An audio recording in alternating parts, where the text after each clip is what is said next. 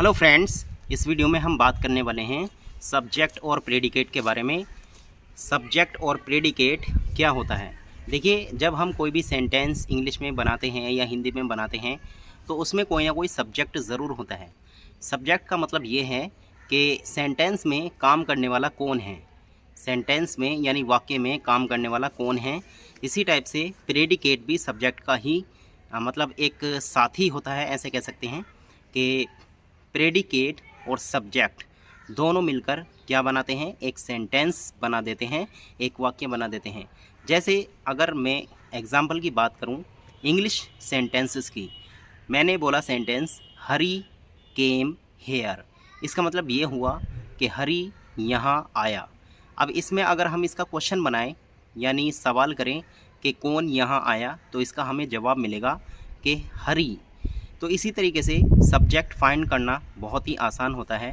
आप जब कोई भी सेंटेंस बोलें या लिखें, इंग्लिश में हो या हिंदी में हो, तो उसका ये पता करें कि इस सेंटेंस में या वाक्य में काम करने वाला कौन है। इस टाइप से हम सब्जेक्ट आसानी से फाइंड कर सकते हैं। सब्जेक्ट का मतलब होता है हिंदी में उद्देश्य और प्रेडिकेट का मतलब होता है हिंदी में विधेय। ओके, तो ये जो होते हैं सब्जेक्ट और प्रेडिकेट, ये दोनों पार्ट्स ऑफ द सेंटेंस होते हैं, मतलब सेंटेंस के हिस्से होते हैं। कोई भी सेंटेंस जब हम बनाते हैं या बोलते हैं या लिखते हैं तो इन दोनों चीज़ों से मिल कर के हम सेंटेंस बनाते हैं, यानी सब्जेक्ट से और प्रेडिकेट से मिलकर ही हम सेंटेंस बनाते हैं या लिखते हैं। ओके, अब कुछ एग्जांपल्स की बात करें, जैसे the sun rises in the east. इसका मतलब ये है सूरज पूरब में या पूरब से निकलता है। अब अगर मैं इसमें बात करूं कि भाई सब्जेक्ट क्या है, तो इसका सवाल बनाइए, क्वेश्चन बनाइए कि पूरब में या पूरब से कौन निकलता है, तो इसका हमें जवाब मिलेगा द सन। ओके, इसी तरीके से राहुल प्लेस क्रिकेट, यानी राहुल क्रिकेट खेलता है। तो इसका जो अगर हम क्वेश्चन बनाएं कि क्रिकेट कौन खेलता है, तो इसका हमें जवाब मिलेगा राहुल। ओके, यानी राहुल क्रिकेट खेलता है, ये हमें इसका आंसर मिलेगा। तो इस सेंटेंस में राहुल जो है सब्जेक्ट है।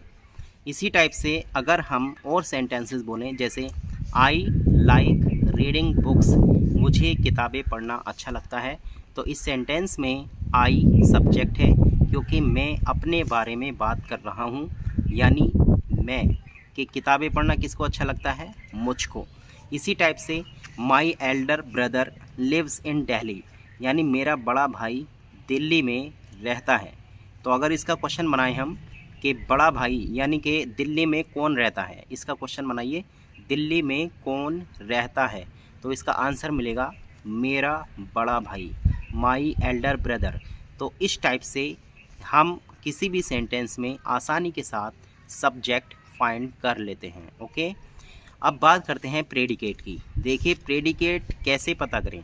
मैंने अभी सेंटेंस बोला था हरी केम हेयर, इसका मतलब ये हुआ हरी यहाँ आया।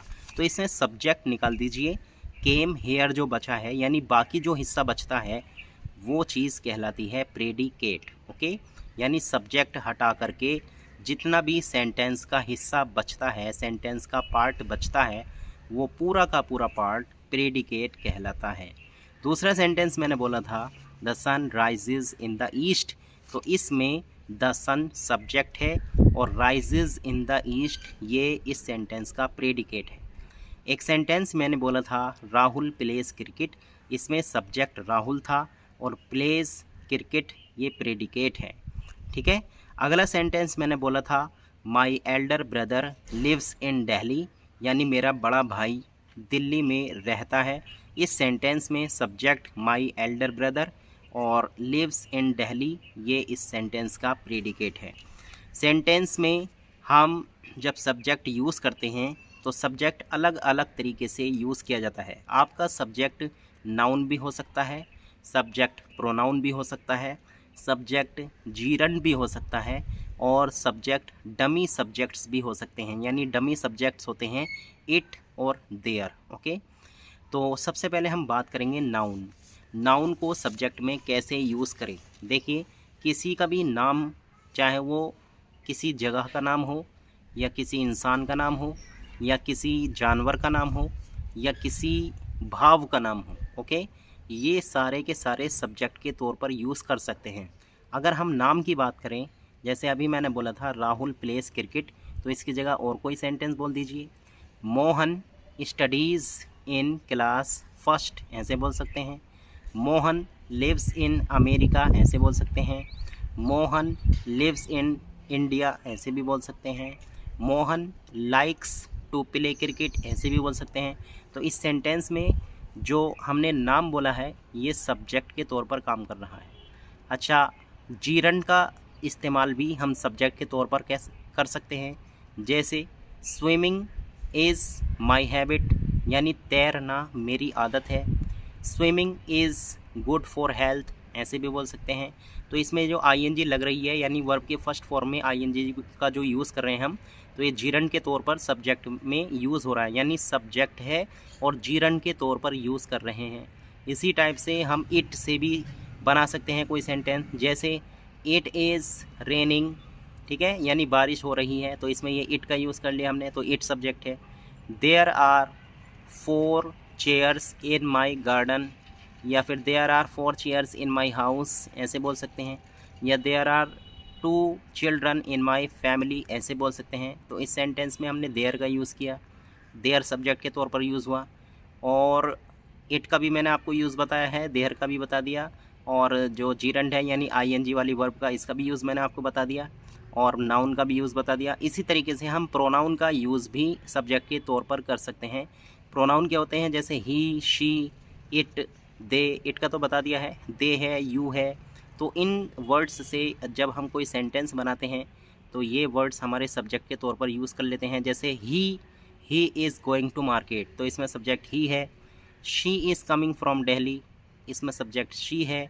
और दे का बना सकते हैं, they are going to watch movies, ऐसे बोल सकते हैं, तो इसमें सब्जेक्ट दे है।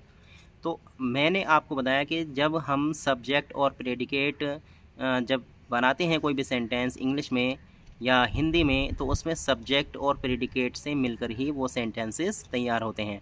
और इनको हम पार्ट्स ऑफ द सेंटेंस भी कहते हैं, यानी सेंटेंस के हिस्से होते हैं ये सब्जेक्ट और प्रेडिकेट।